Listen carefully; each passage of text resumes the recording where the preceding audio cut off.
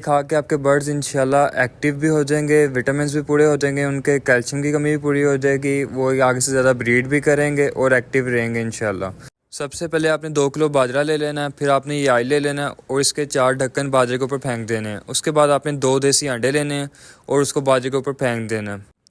ये सारी चीज़ें आपके शहर में बआसानी कहीं से भी मिल सकती हैं, इसलिए आपको परेशान होने की ज़रूरत नहीं है। आप कहीं भी जाके पता कर लें, बाज़ार में, बर्ड्स वाली शॉप पे, मेडिकल स्टोर से ये इजीली आपको इंशाल्लाह मिल जाएंगी चीज़ें सारी। मछली वाले कैप्सूल होते हैं जी, जो कि विटामिन के लिए इस्तेमाल किए जाते हैं। हम मेडिकल स्टोर कहीं से भी आप ले सकते हो जाके।